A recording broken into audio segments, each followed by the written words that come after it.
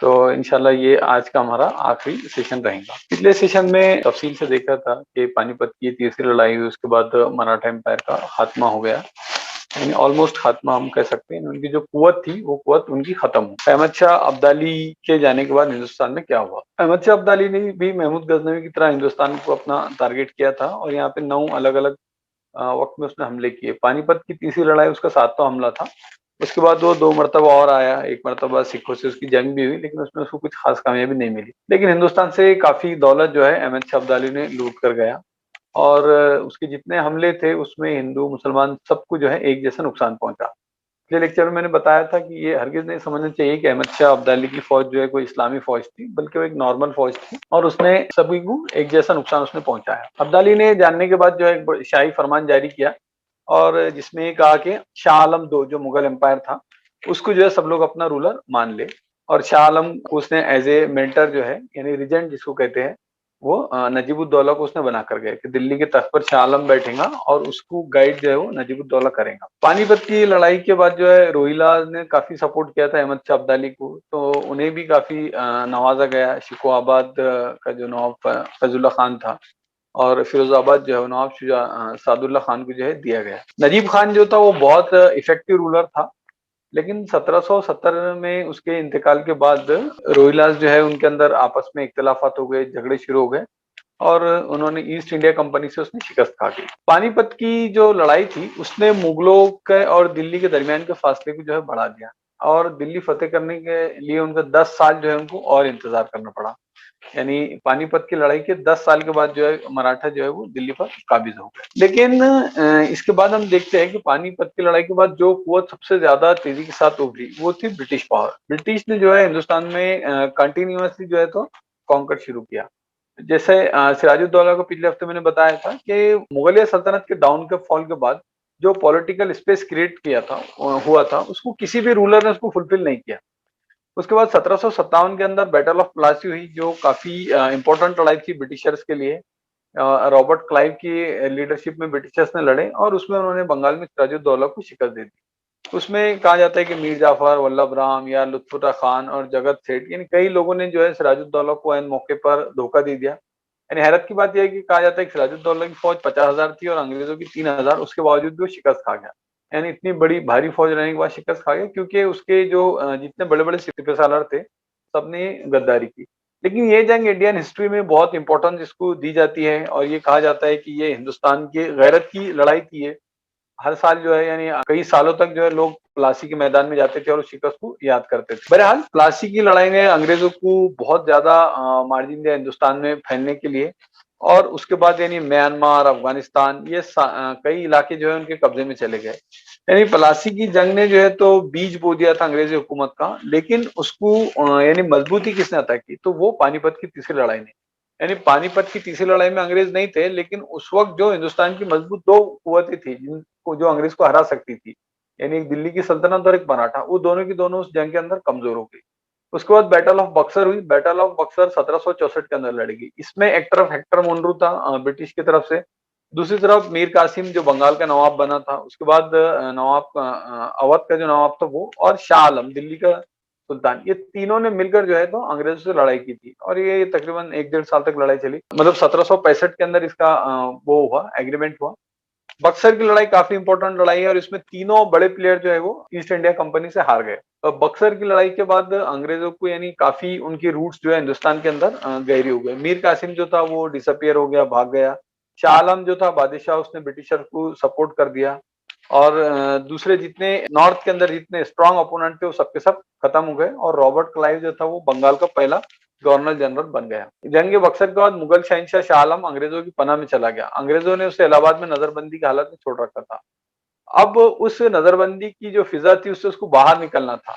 उससे यानी उसके लिए मराठे ने जो है वो बादशाह के साथ टाई अप किए और उन्होंने ये किया कि ब्रिटिश की गुलामी से जो है बादशाह को निकाल के 12 साल बाद जो है उसको वापस से दिल्ली के तख्त पर मराठों ने बिठाया। अब शाह आलम ने जब ये सूरत हाल देखा तो उसने क्या किया कि सेंट्रल इंडिया के अंदर उसने माधुराव सिंधिया को, या माधुजी शिंदे भी जिसको कहा जाता है, कि उसको दावत दी कि वो आकर दिल्ली का जो है एडमिनिस्ट्रेशन संभाले।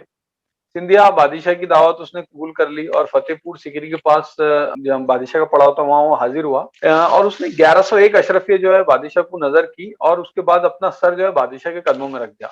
यानी बादशाह इससे बहुत ज्यादा खुश किया और उसने उसको एब्सोल्यूट एडवोकेट बनाया, उसके बाद वजीर आजम बनाया और सिपह सालार, ये तीनों ओहदे जो है माधवराव सिंधिया को दिया। यानी मराठे और मुगल ये दोनों मिलकर जो है दिल्ली का तख्त चला रहे थे। माधवराव सिंधिया जो था वो सबसे मुदब्बिर, नामवर और ताकतवर सरदार था। हालांकि वो चाहता तो दिल्ली के तख्त पे बैठ जाता था, शाह आलम की कोई हैसियत नहीं थी, लेकिन उसके बावजूद उसने शाह आलम को रिस्पेक्ट दी और उसने उसको रूलर बनाया। तो शाह आलम इससे बहुत ज्यादा इंप्रेस हुआ, उसने फर्जंदी जिगरबंद का उसको जो है लकब दिया। लेकिन दूसरी तरफ जो है मराठों के अंदर आपस में इंतशार पैदा हो गया था और उनके यहाँ सिविल वॉर शुरू हो गई। तो उसकी वजह से ये हुआ कि इस इधर नजफ खान का भी इंतकाल हो गया, तो रोहिलों में उनके अंदर भी सिविल वॉर शुरू हो गई। तो सिंधिया जो है तो ये मराठों की लड़ाई खत्म करने के लिए दक्कन में वापस आया। तो उसका फायदा उठाकर रोहिलों ने जो है दिल्ली की सल्तनत पर हमला कर दिया। वहां पर हमला करने के बाद उसने जो बादशाह था उसकी आंखें निकाल ली, शाही हरम को लूट लिया, वहां औरतों की बेइज्जती की और बहुत ज्यादा जो है उसने मजालिम वहां पर मुगलों पर ढाए रोहिलों ने। शाह आलम ने लेटर लिखा माधवराव सिंधिया को, जब उसको पता चला तो सिंधिया वापस आया बहुत गजब के आलम में फौज लेकर और उसने गुलाम कादर रोहिले को जो है कत्ल कर दिया और उसका सर बादशाह के कदमों में डाल दिया और फिर से जो अंधा बादशाह था उसको तख्त पे उसने बैठा दिया। उसके बाद ब्रिटिशर जो है एक तरफ आगे बढ़ते जा रहे थे और उनकी राह में जो सबसे बड़ी रुकावट थी वो था टीपू सुल्तान। लेकिन टीपू सुल्तान उससे पहले कई जंगे वो हार चुका था और काफी वो बैकफुट पे आया था, क्योंकि टीपू सुल्तान के एट ए टाइम जो है कई फ्रंट पे उसको लड़ाइयां लड़नी पड़ रही थी। यानी जंगे प्लासी के बाद जो ब्रिटिशर्स की सबसे यानी ये कहेंगे कि आखिरी और फैसलाकुन लड़ाई थी वो टीपू सुल्तान के साथ थी। यानी तारीख ने एक मरतबा फिर जो है जंगे प्लासी का जो मनहूस ड्रामा था उसको मैसूर के अंदर रिपीट किया। यहाँ पर मीर सादिक, मीर कमरुद्दीन और मीर मोहिद्दीन ये तीनों ने गद्दारी की और गद्दारी करके जो है तो वो अंग्रेजों से मिल गए। दूसरी तरफ निजाम और मराठे ये भी अंग्रेजों से मिल गए, यानी टीपू सुल्तान को अंदर और बैरून दोनों तरफ से जो है कई फोर्सेस के साथ लड़ना पड़ा। तो जाहिर बात है उसके शिकस्त हो गई। 4 मई 1799 को टीपू सुल्तान जो है वो शहीद हो गए सेरंगापट्टनम के अंदर। टीपू सुल्तान की शहादत के बाद जो है तो हिंदुस्तान अंग्रेजों के लिए बहुत, यानी यहाँ से वहां तक कोई भी फोर्स नहीं रहेगी जो उनको कुचल सकती थी। यानी अंग्रेज जो है दिल्ली से दूर बैठे हालात का जायजा ले रहे थे। बंगाल, बिहार और उड़ीसा उनके कब्जे में था। अवध में जो है उनका हुक्मरान था। रोहिलखंड के पठानों को उन्होंने कुचल दिया था और मैसूर जो है उनके कब्जे में आ चुका था। 1800 में निजाम हैदराबाद ने उनके साथ टाइप कर लिया, अपने आजादी का सौदा करके सारे दक्कन में अंग्रेज राज की जड़ों को मजबूत कर दिया। अब रह गए थे सिर्फ मराठे और राजपूताना, यानी सेंटर का जो एरिया है। तो मराठे जो है वो आपस में ही पूरे हिंदुस्तान में दंदनाते फिर रहे थे और जो हिंदुस्तान की दूसरी बची कुची कुवत थी वो उनको खत्म कर रहे थे। और दिल्ली में अंधा मुगल ताजदार बेयारो मददगार मराठों के रहमो करम पर जिंदा था। तो ये हिंदुस्तान की सिचुएशन थी। तो उसके बाद आखिरी फोर्स जो बची थी जो उस वक्त ब्रिटिशर्स को रोक सकती थी वो मराठों की थी। लेकिन उसके बाद मराठों में काफी सिविल वॉर पहले से चल रही थी, तो यशवंतराव होलकर ने 1802 के अंदर पेशवा को शिकस्त देकर उसको पुणे से बाहर निकाल दिया। पेशवा के पास कोई ऑप्शन नहीं बचा कि वो ब्रिटिशर्स के पास चला जाए। उसने ब्रिटिशर्स से टाई अप कर लिया, उनके साथ मुआहदा कर लिया और ब्रिटिशर्स ने उसके साथ मुआहदा करने के बाद भोसले और सिंधे दोनों ही फौजों को जो है वो अलग अलग बहुत आसानी के साथ हरा दिया और इस तरह ब्रिटिशर्स का जो रास्ता था वो दिल्ली के लिए बहुत साफ हो गया। यानी 1803 में जनरल ली की सरकर्दमी ईस्ट इंडिया कंपनी की फौजें अलीगढ़ और आगरा पे कब्जा करने के बाद दिल्ली में दाखिल हो गई। तो वहां अंधा बादशाह शाह आलम बेबसी के आलम में फटे हुए शामियाने के नीचे अंग्रेजों के इस्तकबाल के लिए खड़ा हुआ था। जनरल लीग ने मुगल शहनशाह को अपनी हिफाजत में लेकर उसका वजीफा मुकर्रर कर दिया और फिर बर्रे आजम का इख्तिदार जो है ईस्ट इंडिया कंपनी के हाथ में चला गया। लेकिन कंपनी ने कभी भी डायरेक्ट जो है अपने हाथ में गवर्नमेंट नहीं ली। तो ये कहा जाता था कि खिलकत खुदा की, यानी लोग जो है वो खुदा के, मुल्क शहनशाह का और हुकूमत कंपनी बहादुर की। तो ये नारा उस वक्त दिया। ये हिंदुस्तान की तारीख में बिल्कुल एक अलग ही एक्सपेरिमेंट था। ईस्ट इंडिया कंपनी एक एमएनसी थी जो यहाँ बिजनेस करने के लिए आई थी। एक एमएनसी जो है बाहर से आकर जो हिंदुस्तान को रूल कर रही थी। हालांकि पिछले यानी 500 साल से एक पॉलिटिकल सेंट्रल पॉलिटिकल अथॉरिटी थी जो हिंदुस्तान को चला रही थी, यानी दिल्ली सल्तनत और उसके बाद 250 साल की मुगलों की हुकूमत। तो ये बिल्कुल एक अलग था कि एक कंपनी जो है कि इतनी बड़ी कंट्री को चला रही थी। तो इसलिए कहा गया कि अब क्या किया जाए, यानी लोग इसको एक्सेप्ट करने नहीं थे, तो इसलिए कंपनी बहादुर का जो है उसको लकब दिया गया। ये कंपनी बहादुर है जो गवर्नमेंट को चला रही है। 1806 के अंदर शाह आलम मर गया। उसके बाद शाह आलम के इंतकाल के बाद अकबर शाह सेकंड जो था उसको बनाया गया। 1837 के अंदर उसका इंतकाल हो गया और उसके बाद बहादुर शाह दुआम, जिसको कि बहादुर शाह जफर कहा जाता है, उसको बादशाह बनाया गया। बहादुर शाह के बनने के बाद जो है 1857 की जंग आज़ादी, क्योंकि 1857 की जंग आज़ादी बहुत तवील है, खुद उसके लिए 2 से 3 लेक्चर होना, तो उसकी तफसीलात हम यहाँ कवर नहीं करेंगे। तो 1857 की जंग आज़ादी जो है लड़ी गई और उसके बाद बहादुर शाह ज़फ़र को जो है बर्मा के अंदर फांसी की उसको सजाए मौत दे दी गई। यानी 9 मार्च 1858 के अंदर बहादुर शाह ज़फ़र खत्म हो गया और इसी के साथ जो है मुगल एम्पायर हमेशा के लिए खत्म हो गया। तो पूरा जो पीरियड हम देखते हैं तो तकरीबन 332 साल का ये पीरियड रहा जिसपे मुगल एम्पायर था, यानी बाबर जो है हिंदुस्तान में आया था वहां से लेके 332 साल का ये अरसा हम यहाँ देख सकते हैं। 1857 का जो स्ट्रगल था ये काफी बड़ा स्ट्रगल था, यानी इंडिया में जितने स्ट्रगल हुए ब्रिटिशर्स के खिलाफ तो माना गया लेटेस्ट इसमें कि वो सबसे बड़ी आजादी थी जिसमें हिंदू मुस्लिम सभी लोगों ने साथ लड़ा था। नाना साहेब, बहादुर शाह जफर, मौलवी अहमद शाह, तात्या टोपे, खान बहादुर खान, रानी लक्ष्मीबाई, हजरत महल, अजीमुल्ला खान, फिरोज शाह, यानी बहुत एक गैलेक्सीज है रिवोल्यूशनरीज की जिसने इसके अंदर पार्टिसिपेट किया था। और ये एक ऐसा लिबरेशन स्ट्रगल था जिसके अंदर मौलवीज भी थे, पंडित भी, ग्रंथीज भी, जमींदार भी, बिजनेसमैन भी थे, लॉयर्स भी, सर्वेंट्स भी, औरतें, बच्चे, तालिब इल्म, सभी ने इसके अंदर पार्टिसिपेट किया था इस जंग के अंदर। अगर हम मुस्लिम पॉइंट ऑफ व्यू से देखें तो इस पूरी जंग के अंदर तकरीबन कहा जाता है कि 5 लाख के करीब मुसलमान जो है पूरे हिंदुस्तान के अंदर मारे गए थे 1857 की जंग आजादी के अंदर। 5,000 से ज्यादा जो रिलीजियस स्कॉलर्स थे वो शहीद किए गए। हजारों औरतों ने जो है कुओं में कूद कर अपनी जान दे दी थी अपनी इज्जत बचाने के लिए। कई हजारों यानी कुरान मजीद के जो नुस्खे थे उनको अंग्रेजों ने जला दिए थे कि इसकी वजह से जो है लोगों को जिहाद की तालीम मिल रही। इलाहाबाद, फतेहपुर, बरेली जहां ब्रिटिश ने जंग लड़ी थी और जंग के बाद उनको फतेह हुई थी, तो वहां पर बेइंतहा कत्लेआम किया गया, औरतें, बूढ़े, बच्चे जो भी मिले उनको कत्ल किया गया।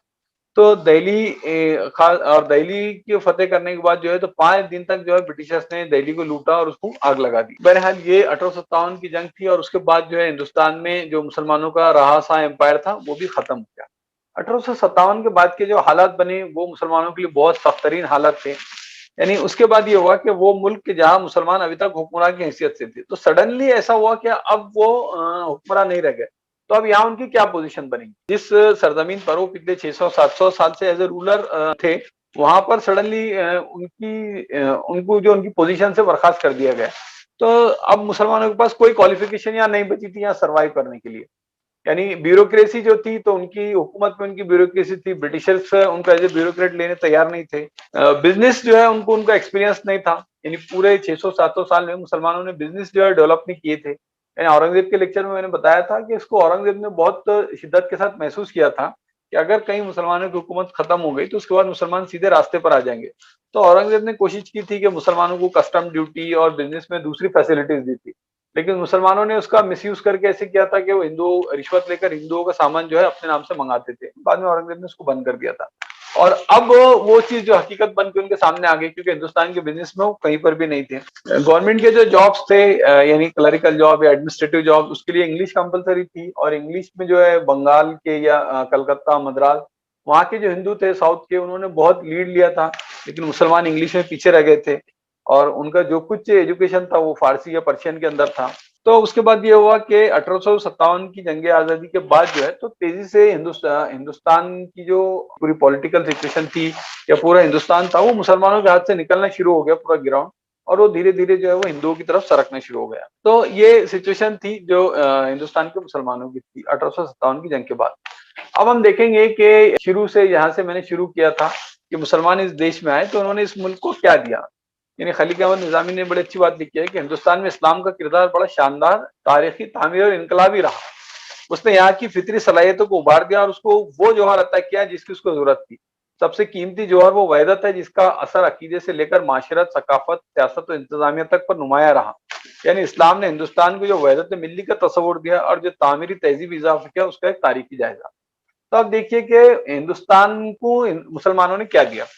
अल्लामा इकबाल ने अपने लेक्चर में बड़ी प्यारी बात कही है कि हकीकत में ये कहना मुबालगा नहीं होगा कि दुनिया भर में शायद हिंदुस्तान ही एक ऐसा मुल्क है जिसमें इस्लाम की वहदत खेज कुव्वत का बेहतरीन इज़हार हुआ। इकबाल ये कहते हैं कि इस्लाम जो यूनिटी लोगों के अंदर पैदा करना चाहता तो उसके लिए सबसे ज्यादा जो ग्राउंड पर चांसेस थे वो हिंदुस्तान में थे और यहाँ पर वो सबसे ज्यादा देखने में आए। यानी इससे पहले अशोक के जमाने में हिंदुस्तान एक इंटरनेशनल कंट्री बन गया था, लेकिन उसके बाद ये हुआ कि फिर छोटी छोटी रियासतें बन गई, छोटे छोटे स्टेट्स बन गए, तो उसके बाद हिंदुस्तान का इंटरनेशनल टच खत्म हो गया था। लेकिन जब दिल्ली की सल्तनत कायम हुई और एक सेंट्रलाइज गवर्नमेंट बनी, तो फिर आउटर वर्ल्ड जो थी, जो पूरी दुनिया से थे, तो उससे हिंदुस्तान के बिजनेस रिलेशन, इल्म के रिलेशन, नॉलेज के रिलेशन, ये रिलेशन जो है वो फिर से कायम हुए मुसलमानों के जमाने में। मुसलमानों के आने से पहले अगर हम हिंदुस्तान की तारीख देखेंगे तो यहाँ पर हजारों छोटे छोटे राजा थे, जागीरें थी और उनकी अपनी हुकूमतें थी, अपनी फौज थी, और वो साल भर आपस में लड़ते रहते थे, कोई सेंट्रल गवर्नमेंट ना होने की वजह से। तो यहाँ पर पीस नहीं था, जिसकी वजह से डेवलपमेंट नहीं हो पा रहा था। तो जब सेंट्रल गवर्नमेंट हुकूमत मुसलमानों ने कायम की, तो उसकी वजह से हिंदुस्तान के अंदर जो है तो वो पीस पूरे हिंदुस्तान के अंदर हो गया। फिर यूनिफॉर्मिटी ऑफ एडमिनिस्ट्रेशन था। पहले हर रियासत का एडमिनिस्ट्रेशन अलग था, क्योंकि हर रियासत अपने आप में कंप्लीट यूनिट थी, लेकिन इसके बाद सेंट्रलाइज एडमिनिस्ट्रेशन होने की वजह से यूनिफॉर्मिटी आ गई। फिर न्यू स्टाइल ऑफ आर्किटेक्चर आया, यानी हिंदुस्तान में जो पुराना आर्किटेक्चर था उसके कंपेयर में जब यहाँ मुसलमान आए, खासतौर से सेंट्रल एशिया से आए, तुर्की से आए, तो यहाँ पर नए स्टाइल का जो आर्किटेक्चर है, जिसकी निशानियां अभी भी हम देखते हैं, जैसे ताजमहल है, कुतुब मीनार है, और मुसलमानों जो कुछ इमारतें यहाँ पर तामीर हुई, तो न्यू स्टाइल ऑफ आर्किटेक्चर जो है यहाँ पर डेवलप हुआ। मुसलमानों ने अपने जमाने में जो भी इंडस्ट्री थी उसको बहुत प्रमोट किया, और यहाँ जो ट्रेड रिलेशन है पूरी दुनिया से कायम किए गए। फिर रेख्ता या हिंदुस्तानी जिसको कहा जाता है, या उर्दू जिसको हम एक वे में कह सकते हैं, तो एक नई लैंग्वेज जो है ये मुसलमानों के जमाने में डेवलप हुई है, पैदा हुई है। फिर मुसलमानों के आने से पहले जो यहाँ वॉर टेक्निक्स थे वो बहुत ओल्ड स्टाइल के थे। तो सबसे पहले तोप, तोड़ेदार बंदूकें, जब बाबर आया तो उसने पहली मर्तबा लेटेस्ट टेक्नोलॉजी दिया, या तुर्क आए तो उन्होंने घोड़ों को किस तरह इस्तेमाल करना। उससे पहले हिंदुस्तान में जो है बल्क फौज में रखा करते थे, और हाथी ज्यादा इस्तेमाल होते थे, कि जिसमें दुश्मन को कुचल देने की पॉलिसी रहती थी। लेकिन जब मुसलमान आए तो उन्होंने जंग की टेक्निक जो है यहाँ पर बदली, और कहा कि तेजी से जो है जंग करना चाहिए। तो पहले घोड़ों की टेक्निक आई, फिर मुगलों के जरिए जो है तोप आए, बंदूकें आई, अकबर ने उसमें और ज्यादा एडवांसमेंट किया। तो इस तरह मुसलमानों ने नई जो है वार टेक्निक्स दिए। फिर इसी तरह सिविलाइजेशन जो है वो आगे बढ़ी। फिर सबसे बड़ा यानी वन ऑफ द कारनामा हम ये कह सकते हैं कि मंगोल अलाउद्दीन खिलजी के जमाने में जो मंगोल के अटैक हुए, तो तकरीबन 14-15 अटैक जो है किए, तो मंगोल ने बाकी की पूरी जो दुनिया उसको तबाह बर्बाद कर दिया था। लेकिन मुस्लिम जो हुकूमत थे अल्तमश से लेकर तो खिलजी तक, ये सब ने मंगोल के अजाब से जो है हिंदुस्तान को बचाए रखा। उसके बाद मुसलमानों ने अर्बन सिविलाइजेशन डेवलप, यानी यहाँ जो भी सिविलाइजेशन डेवलप हुई वो अर्बन सिविलाइजेशन थी। यानी मुसलमानों के आने से पहले ऐसा था कि हिंदुस्तान में जो आला जात के लोग हैं वो शहरों में रहते थे, और जो निचली जात के लोग हैं वो शहरों से बाहर रहते थे। यानी ये बहुत ही अजीब सिस्टम था। तो मुसलमानों ने, चूंकि डिस्क्रिमिनेशन को इस्लाम पसंद नहीं करता, तो वो सारे इम्तियाजात जिन पर शहरों की बुनियादें रखी गई थी उनको बातिल कर दिया। और यानी कोई भी मजहब का आदमी, किसी भी मिल्लत का आदमी, कोई भी जात मर्तबा, हर इंसान के लिए शहर की जो चार दीवारी है वो खोल दी गई।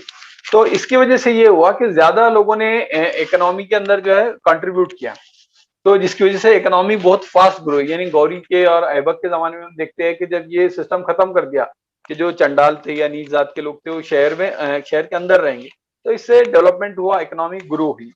यानी उससे पहले ऐसा मामला था। यानी अलबैरून ने अपनी किताब के अंदर लिखा है कि जो अनटचेबिलिटी थी वो इतना यानी मजा का खैर जो थी, यानी हंसी की बात थी, कि अगर एक नीची जात के घर में आग लग जाती और उसके शोले ऊंची जात वाले के घर में पहुंच जाते, तो भी वो अपने घर को नजस करार देकर छोड़ देता था। यानी ये ऐसा इतना डेंजर सिविलाइजेशन था। लेकिन उसके बाद जब मुसलमान आए तो यहाँ पर एक सोशल रिवॉल्यूशन आया, और जिसने पूरा हिंदुस्तान का जो है नक्शा बदल दिया। एक नया सिविलाइजेशन, एक नया कल्चर डेवलप हुआ, और नए जो है वो शहर तामीर किए गए। तो बाद सिस्टम ऑफ जस्टिस जो था, तो पहले यहाँ पर जैसे जागीरदार थे या अपर कास्ट के लोग थे, उनके लिए सजाएं नहीं थी, उनके लिए कोई कवानीन नहीं थे, यानी ऑफिशियली जो है नहीं थे। ऐसा नहीं कि अनऑफिशियली, ऑफिशियली थे और अनऑफिशियली सजा नहीं, बल्कि उनके लिए बिल्कुल एक अलग सेट ऑफ रूल था। लेकिन मुसलमानों ने ये किया कि नहीं, अमीर हो या गरीब, मुसलमान हो या गैर मुस्लिम, सबके लिए जो है एक ही रूल रहेगा, और किसी तबके को कोई कंसेशन नहीं मिलेगा। तो ये यानी सिस्टम ऑफ जस्टिस जो है मुसलमानों ने इंप्लीमेंट किया। यानी सुल्तान मोहम्मद बिन तुगलक जो इतना पावरफुल सुल्तान गुजरा, तो उस पर एक हिंदू ने केस कर दिया कि सुल्तान ने मेरे भाई को मार डाला। तो जब सुल्तान काजी के दरबार में गया, तो सुल्तान ने पहले ही काजी को मैसेज भेज दिया था कि जब मैं अदालत में आऊंगा तो तुम मेरे लिए खड़े नहीं रहना, क्योंकि अगर तुम खड़े रहे तो इसका मतलब है कि तुम जस्टिस नहीं कर पाओगे। और उसके बाद काजी ने हुक्म दिया कि अगर तुमने इसको राजी नहीं किया तो फिर उससे कसास किया जाएगा, यानी तुमको उसके बदले कत्ल किया जाएगा। लेकिन बाद में बादशाह ने उसको जो है, हिंदू जो अमीर था, उसको राजी कर लिया। इसी तरह पॉलिटिकल यूनिटी, यानी सबसे बड़ा जो था हिंदुस्तान में, पॉलिटिकल यूनिटी नहीं थी। हम देखते हैं कि पहले यानी नॉर्थ में ये कायम हुई, हमारी दिल्ली की सल्तनत कायम हुई। उसके बाद मोहम्मद तुगलक और अकबर, इनके जमाने में पूरी इंडिया जो है तो एक पॉलिटिकल यूनिट बना। यानी उससे पहले एक शहर से दूसरे शहर में जाने पर पूरा सिस्टम बदल जाता था। यानी जिस तरह आज कंट्रीज में होता है ना कि यहाँ से यूरोप में हम जाएंगे, तो वैसा उस जमाने में था। यानी एक शहर से दूसरे शहर में जाएंगे तो करेंसी बदल जाती थी, टैक्सेस बदल जाते थे, जो ज़ाब्ते हैं वो बदल जाते थे। तो इन्होंने पूरा हिंदुस्तान को एक पॉलिटिकल यूनिटी बनाया। फिर मिलिट्री रिफॉर्म्स, यानी इससे पहले ऐसा था कि सिर्फ क्षत्रिय जो थे वो हिंदू धर्म के मुताबिक वो जंग में हिस्सा लेते थे। तो उसकी वजह से ये होता था कि आर्मी कमजोर रहती थी कि ज़ाहिर एक कास्ट के लोग कितना मिलिट्री को कंट्रीब्यूट कर सकते हैं। लेकिन जब तुर्क हुक्मरान यहाँ पर हुए तो उन्होंने कहा कि जो फिजिकली फिट होगा वो फौज में आएगा, फिर वो कोई भी कास्ट का आदमी हो।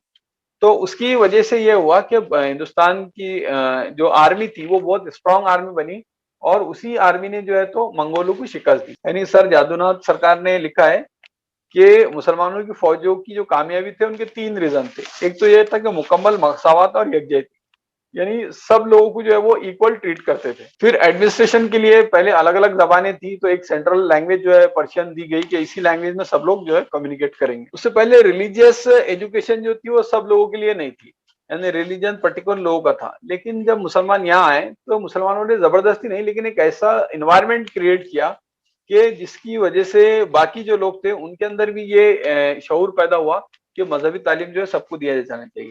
यानी ताराचंद ने लिखा है कि बहुत से ऐसे लोग जिन्होंने जिंदगी में किसी मंदिर की भी शक्ल नहीं देखी थी और मुकद्दस किताबें जिनकी रूह की तस्लीम के लिए नहीं थी, उनको भी जो है फिर यानी मुसलमानों के आने से पहले जो मंदिर के डिजाइन थे और उनके आने के बाद जो मंदिर के डिजाइन थे वो बदले। पहले मंदिर के डिजाइन में सिर्फ पुजारी जा सकता था, लेकिन उसके बाद मंदिर कुशादा बनाए जाने लगे कि ज्यादा लोगों को जो है उसमें आने की इजाजत हो। फिर नॉलेज जो है तो पहले नॉलेज सबके लिए ओपन नहीं थी, सिर्फ एक खास तबका ही इल्म हासिल करता था। लेकिन मुसलमानों ने जो है तो एजुकेशन को स्प्रेड किया। मस्जिदें जो है वो तालीम को फैलाने का बड़ा मरकज हुई। मदरसे कायम किए गए, यानी मदरसा मतलब स्कूल और खानकाएं, ये तीनों जो है तो यहाँ पर ना सिर्फ एक दीन की बल्कि दुनियावी तालीम भी जो है यहाँ पर दी जाती थी। और रेसिडेंशियल हॉस्टल्स कायम किए गए कि जहाँ स्टूडेंट रहकर एजुकेशन हासिल कर सकते थे। उससे पहले लेबर्स जो थे उनको रिस्पेक्ट नहीं थी, बल्कि उनको कास्ट सिस्टम में सबसे नीचे रखा गया, तो उनकी कोई इज्जत नहीं थी। तो लेकिन मुसलमानों के यहाँ चूंकि हलाल रिस्क की बहुत ज्यादा अहमियत थी, तो जो भी लेबर क्लास था उनको बहुत इज्जत दी गई। सूफिया ने जो है उस पर किताबें लिखे, और बल्कि ये कहा गया यानी सूफी तसव्वुफ के लिटरेचर में कि जो अब्दाल रहता है, यानी तसव्वुफ में एक मनसब रहता तो वो हमेशा लेबर क्लास से रहता हो। फिर उसके बाद जो सोशल ऑर्डर था उसमें पूरा चेंज आया है, और ये चेंज जो आया ये तौहीद की वजह से आया। जो एनालिसिस किया गया कि तौहीद ने इंसान के अंदर जो चीजें पैदा की, तो वो एक डायनामिक फिक्र जो है इंसान के अंदर पैदा हो गई, और वो फिर वो छोटी छोटी चीजों के बजाय एक बड़ा विजडम जो है, बड़ा यानी पिक्चर उसके सामने आ गया। जो चेंजेस उसकी लाइफ पर आए, यानी उसको एहसास हुआ कि मेरी खुदी क्या है, मैं कहाँ से बना। फिर उससे पहले इंसान चांद सितारे ये सारे चीजों में हिंदुस्तान में बहुत ज्यादा इसको माना जाता था, लेकिन ये सारे तस्वुरात खत्म हुए। Caste system based on birth था, तो ये खत्म हो गया, यानी इंसान जो है सिर्फ पैदाइश की बिना पर अफजल रहेगा, ये तस्वुर खत्म हुआ। इससे पहले हिंदुस्तान में नेकी का कोई तस्वुर नहीं था कि अमर बिल मारूफ, लेकिन इस्लाम ने वो कॉन्सेप्ट जो है यहाँ इंट्रोड्यूस कराया। और सबसे बढ़कर जो है अगर आप देखिए आज भी हिंदुइज्म के अंदर खिदमत खल्क का मजहबी तौर पर कोई तस्वुर नहीं है। यानी कुछ लोग करते हैं तो वो अपनी नेक नफ्सी की बिना पे करते हैं, लेकिन इस्लाम ने खिदमत खल्क का तस्वुर दिया कि लोगों की खिदमत जो है वो की जानी चाहिए। फिर गुलामी की शदीद मुखालिफत की गई, हलाल रोजी का जो कॉन्सेप्ट है उसको परवान चढ़ाया। तो ये सारी चीजें जो है ये इम्पैक्ट इस्लाम ने जो है और मुसलमानों ने हिंदुस्तान की सोसाइटी पर की। अल्लामा शिबली ने बहुत अच्छा तबसरा किया है कि इस्लाम एक अब्र करम था और सतह खाक के एक एक चप्पे पर बरसा, मगर फैज बकदर इस्तेदाद पहुंचा। जिस खाक में जिस कदर ज्यादा काबिलियत थी उसी कदर ज्यादा फैजियाब हुई। अरब, ईरान, अफगानिस्तान, हिंद, तुर्किस्तान, तातार, मिस्र, शाम, रोम सब उसके हल्के में आए, लेकिन कबूल असर में सब यकसा न थे। फर्क मरातिब था और फर्क मरातिब की हैसियतें भी मुख्तलिफ थी। जिस कौम में जिसकी काबिलियत थी इस्लाम ने उसको और चमकाया। तुर्क शुजा थे, शुजातर हो गए। ईरानी हमेशा से तहजीब व माशरत और उलूम व फ़नून में मुमताज थे, इस्लाम ने उनको मुमताज तर कर दिया। बू अली सीना, गजाली, राजी, तूसी, बुखारी, मुस्लिम, सियोबा, जोहरी सब ईरानी की खाक से उठे थे। आज तमाम इस्लामी दुनिया में ईरानी की तहजीब और माशरत जारी है। तुर्कों ने बड़ी बड़ी पुरजोर सल्तनतें कायम की। तो अल्लामा शिबली ये कहते हैं कि इस्लाम ने जो है हर एक का जो की फीचर था उसको आगे उसको उभारा है।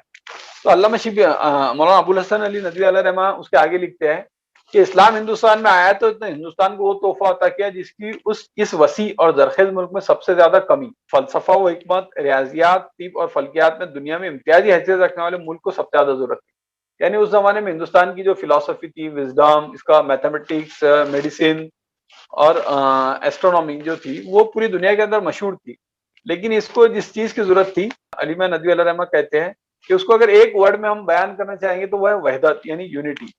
यानी ये वहदत जो है ये बहुत ही जामे लफ्ज जो है वो इस्लाम ने दिया और इसने एक इनकलाब जो है यहाँ की सोसाइटी के अंदर पैदा कर दिया। यानी एम पानेगर को कोट करते हैं कि ये बात वाजे हो गई कि इस अहद में हिंदू मजहब पर इस्लाम का गहरा असर पड़ा। हिंदुओं में खुदा परस्ती का तस्वर इस्लामी की बदौलत पैदा हुआ और उस जमाने के तमाम हिंदू पेशाओं ने अपने देवताओं का नाम चाहे कुछ भी रखा हो, खुदा परस्ती ही की तालीम दी। यानी एक खुदा, यानी खुदा एक ही है, वही इबादत के लायक है और उसी के जरिए हमको निजात मिल सकती है। पंडित नेहरू कहते हैं कि शुमाल मगरिब से आने वाले हमलावर और इस्लाम की आमद हिंदुस्तान की तारीख में काफी अहमियत रखती है। उसने उन खराबियों को जो हिंदू समाज में पैदा हो गई थी, यानी जात की तफरीक, छूतछात और इंतहा दर्जी, खलवत पसंदी को बिल्कुल आश्कारा कर दिया। इस्लाम की अखुवत यानी भाईचारे के नजरिए और मुसलमानों की इल्मी मसावत ने हिंदुओं के जहन पर गहरा असर डाला। खुसूसन वो लोग जो हिंदू समाज में बराबरी के हुकूक से महरूम थे उससे बहुत मुतासिर हुए। तो ये वो इम्पैक्ट था जो इस्लाम ने या मुसलमानों ने हिंदुस्तान के समाज के ऊपर डाले। अब हम देखते हैं कि 1857 के बाद क्या रिएक्शन हुए। यानी 1857 के बाद हमारी शौकत जो थी उसका आफ्ताब गुरूब हो गया, हिंदुस्तान में मुसलमानों की हुकूमत खत्म हो गई। तो हमारी जो सीरीज थी वो तो 1857 तक ही थी, लेकिन उसके बाद क्या हालात हुए वो हम यहाँ थोड़े बयान कर देंगे। अब ये यानी मुसलमानों के लिए बहुत बड़ा सदमा था, ये सडन शॉक था कि 800 साल तक या अगर 800 साल तक वो इस मुल्क पर हुकूमत कर रहे थे और सडनली उनकी हुकूमत खत्म हो गई। तो अब वापस इसको कैसे लिया जाए? तो ये जो सबसे बड़ा शॉक मुसलमानों को लगा था, ये जो सदमा लगा था, इसके अलग अलग रिएक्शन हुए। एक रिएक्शन वो था जिसको हम देवबंद स्कूल ऑफ थॉट कहते, और दूसरा वो था जिसको अलीगढ़ मूवमेंट कहते। यानी हमारे यहाँ जितने दीनी मदारिस है वो मोस्टली देवबंद से मुतासिर होकर बने और जितने स्कूल कॉलेजेस थे वो अलीगढ़ मूवमेंट से मुतासिर होकर बने। यानी देवबंद स्कूल ऑफ थॉट का इनका जो थॉट प्रोसेस बना उस जमाने में, क्योंकि ये डाउनफॉल था, लाखों मुसलमान कत्ल हो गए थे, उनकी सल्तनतें खत्म हो गई थी, बहुत गुर्बत की हालत में मुसलमान जिंदगी गुजार रहे थे। तो इनमें से यानी ये जो ग्रोथ था, इसने कहा कि अब क्या किया जाए। तो उन्होंने कहा कि दीन को अपने मकतब फिक्र के जो उसूल और मबादी है और हमारे जो बुजुर्गों ने जो उसकी राय दे दी उससे ऊपर उठकर कुरान और सुन्नत से अब समझना मुमकिन नहीं है। यानी जो कुछ हमारे बुजुर्गों ने समझा अब उसको हम दांतों से पकड़ ले, और न ही ये वेस्टर्न कल्चर और उसकी जो उलूम है वो इस बात के मुस्तहिक है कि वो अहले दीन की नजरों में उसकी कोई अहमियत है ना। यानी ये एक बेसिकल स्कूल ऑफ थॉट बनाया गया है कि दुनिया अब हमारा मकसद नहीं है, बल्कि जो दीन है और उसकी वो ताबीर तशरीह, उसका वो इंटरप्रिटेशन जो हमारे बुजुर्गों ने किया वही ज्यादा ऑथेंटिक इंटरप्रिटेशन है। इस ग्रोह के जो बड़े हैं उसमें कासिम नानोतवी, रशीद अहमद गंगोई, मौलाना महमूद हसन देवबंदी, अनवर शाह काश्मीरी, हुसैन अहमद मदनी, अशरफ अली थानवी, शब्बीर अहमद उस्मानी, ये सारे लोग जो है इस ग्रोह के बड़े माने गए। दूसरा जो था मूवमेंट वो सर सैयद अहमद खान का था। इसने ये कहा कि ये जो इंग्लिश है, वेस्टर्न कल्चर है, यही सब कुछ है, और अगर हम दुनिया में अब कामयाबी हासिल करना चाहते हैं तो हमको चाहिए कि हम वेस्टर्न कल्चर को जो है वो अपने दांतों से पकड़ ले, और जितना हम इसको पकड़ेंगे उतना दुनिया में आगे जो है वो बढ़ पाएंगे।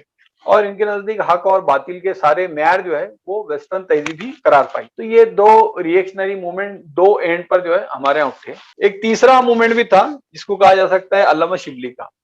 यानी 1857 जहां हमारी तारीख का वो साल है जिसमें हमारे यानी गांधी साहब ने बहुत अच्छा तबसरा किया कि 1857 जहां हमारी तारीख का वो साल है जिसमें हमारे इकबाल का आफ्ताब बरसगीर में गुरूब हुआ, वहां एक दूसरा आफ्ताब इस साल में मतलब उम्मत पर तुलू हुआ। ये मौलाना शिबली का साल पैदाइश है। सैयद सुलेमान नदवी के बकौल वो हंगामा मशरिक में पैदा हुए और 1914 के हंगामा मगरिब में दुनिया से रुखसत हो गए। यानी अल्लामा शिबली ने जो एक तीसरा स्कूल ऑफ थॉट दिया, और उनका यानी जब मुसलमानों को डाउनफॉल हुआ उसी साल जो है उनकी पैदाइश हुई। तो अल्लामा शिबली ने जो जो थॉट प्रोसेस दिया उसके दो उसूल थे। पहला ये कि हमारे लिए तरक्की यही कि हम पीछे हटते चले जाए और यहाँ तक कि उस दौर में पहुंच जाए कि जब कुरान नाजिल हो रहा है और जब खुदा का आखिरी पैगंबर खुद इंसानों से मुखातिब है। यानी ये कि बिल्कुल उसी तरह इसको समझा जाए कि जैसे कुरान अल्लाह के रसूल पर नाजिल हो रहा था, तो आज के जमाने के लोग भी जो उसको वैसे समझे। और दूसरा ये कि जिस तरह हमको कदीम की जरूरत है उसी तरह हमको जदीद की भी जरूरत है, यानी जिस तरह हमको पुराने उलूम की जरूरत है उसी तरह मॉडर्न उलूम की भी हमको वैसी ही जरूरत है। यानी जो दोनों स्कूल ऑफ थॉट थे उसका एक बैलेंस जो है अल्लामा शिबली नोमानी ने दिया। इस स्कूल ऑफ थॉट के जो बड़े लोग थे वो सैयद सुलेमान नदवी, मौलाना आजाद, मौलाना अबुल आला मौदूदी, हमीदुद्दीन फराई, अमीन हसन इस्लाई या अल्लामा इकबाल, चूंकि राज तो इनका मुतासिरीन से, लेकिन इकबाल का स्कूल ऑफ थॉट भी वही था।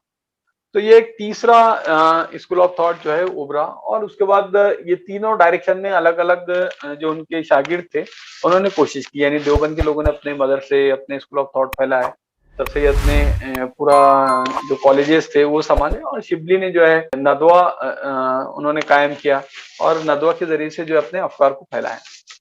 उसके बाद हम देखते हैं कि हिंदुस्तान की तारीख में जो मुसलमानों के लिए सबसे कर्बनाक और सबसे सख्तरीन मरहला है वो पार्टीशन का है, यानी 1857 के बाद जो सबसे बड़ा, बल्कि पूरी हिंदुस्तान की मुस्लिम तारीख में सबसे बड़ा जो सदमा मुसलमानों को लगा वो पार्टीशन का था। यानी इसमें खासतौर से बंगाल और पंजाब यानी दोनों साइड के जो लोग हैं, तो वहां पे जब डिवीजन हुआ तो ये ह्यूमन हिस्ट्री का यानी इंसानी तारीख का सबसे बड़ा डिस्प्लेसमेंट है। इसमें कहा जाता है कि 10 से 20 मिलियन लोग जो है तो वो उन्होंने हिजरत की, और ऐसा नहीं कि बहुत ही प्लान था, बल्कि जो कुछ तुम्हारे पास था वो समेटो और वो निकल जाओ। इसमें जो लोग मारे गए तो बहुत ही यानी कैलकुलेटिव कहा जाता है कि 1 मिलियन, हालांकि बाद लोगों का कहना है कि उससे भी ज्यादा, यानी 10 लाख लोग जो है वो दोनों तरफ के हिंदू मुसलमान वो जो है मारे गए। इसके बाद इस पर जो आजाद का तबसरा था उन्होंने कहा था कि पाकिस्तान के कयाम ने बर्रे सगीर में मुसलमानों की जो सियासी कुव्वत है वो हमेशा के लिए उसने खत्म कर दी। बहरहाल ये मुसलमानों की पूरी तारीख थी जो मैंने आपके सामने रखी। अल्लामा इकबाल ने जिस वक्त खिलाफत उस्मानिया खत्म हुई थी तो उस पर एक नज़म उन्होंने रखी थी, तुलो इस्लाम, उसके कुछ शेर जो है तो वो मैं आपके सामने रखा हूँ, क्योंकि अब 1947 के बाद 2021 में जो सिचुएशन है तो वो बहुत पॉजिटिव सिचुएशन नहीं है, लेकिन उसके बावजूद भी मुसलमानों का जो कल्चर रहा, उनका जो दीन है, उनकी जो तहजीब है, तो वो बार बार उनको इसके लिए उभारती है कि वो फिर से दुनिया में अपना मकाम जो है वो हासिल करे। तो इकबाल उसको बयान करते हैं कि दलील सुबह रोशन है सितारों की तुनकताबी, यानी सितारे जब आखिरी दौर में जब उनकी तुनकताबी है तो ये इस बात की दलील है कि अब सुबह होने वाली है। उफक से आफताब उभरा गया दौरे खिराब गिरा ख्वाबी, गुरु के मुर्दा मशरिक में खून जिंदगी दौड़ा, समझ सकते नहीं इस राज को सीना वो फारा भी, मुसलमान को मुसलमान कर दिया तूफान मगरिब ने, तलातुम है दर यही से है गोहर की सैराबी, अता मोमिन को फिर दरगाह हक से होने वाला है, यानी मोमिन को जो है अल्लाह ताला के दरबार से, उसकी दरगाह से 3 चीजें जो है वो हासिल होने वाली है। शिको है तुर्कमानी, यानी तुर्कों को जो ताकत, शिको यानी ताकत और तलवार दोनों के लिए होता है, तो यहाँ उससे मुराद तुर्कों को जो हुकूमत दी गई थी उस तो वो हुकूमत जो है उनको अता होने वाली है। शिको है तुर्कमानी जैन हिंदी, क्योंकि हिंदुस्तान के लोगों के जो टैलेंट जहानत है वो मशहूर है, तो जैन हिंदी नुत्क अरबी और अरबों की जो है वो लिंग्विस्टिक सेंस जो है उनको मिलने वाला है। तो अब ये तीनों सिफात के साथ जो है मुसलमान फिर से उठेंगे और दुनिया में अपना ख्वाह मकाम हासिल करेंगे। तो साथियों ये पूरी सीरीज थी हमारी 15 लेक्चर्स की, जिसमें हमने कोशिश की थी कि पहला लेक्चर जो है तो वो मुसलमानों की आमद से पहले हिंदुस्तान की क्या तारीख थी वो कवर की गई थी। उसके बाद अलग अलग अदवार में हमने कोशिश की कि अलग अलग चीजें, सिर्फ ये ना हो कि सिर्फ पॉलिटिकल हिस्ट्री कवर किए जाए, इसलिए सूफिया की क्या कोशिशें रही, उलमा की क्या कोशिशें रही, मुस्लिम रूलर्स की क्या कोशिशें रही, उनके बारे में जो निगेटिव चीजें फैलाई गई उसको भी हमने काउंटर करने की पूरी कोशिशें यहाँ पर जितनी यानी इस लेक्चर में मुमकिन हो सकती थी वो सारी कोशिश हमने की। और हिंदुस्तान के जो अलग अलग खित्ते यानी बंगाल का खित्ता, दक्कन, फिर पाकिस्तान का जो इलाका है, ये सारे इलाकों में की जो अलग अलग तारीख है मुसलमानों के इलाकों की, वो सब हमने यहाँ पर कवर करने की कोशिश की। इसी के साथ ही कि हिंदुस्तान में दावती कोशिश क्या हुई वो भी हमारा खास मौजू रहा, और उसको भी जो अलग अलग 5-6 अदवार में कोशिश है उसको भी हमने कवर किए। तो मेरी अल्लाह ताला से दुआ है कि जो कुछ लेक्चर सीरीज हमने ली और इसको इसको हमको सुनने की, समझने की, और जो कुछ पहले लेक्चर मैंने बताया था कि हिंदुस्तान के मुसलमान पे जो कुछ एतराज़ात हो रहे, हम इन लेक्चर्स के जरिए यानी मोटिवेट होकर और भी हम लोग पढ़े, और जो कुछ गलत एतराज़ात हमारे पर किए जा रहे हैं हम उसको डिफेंड कर सकते हैं। जज़ाकल्लाह।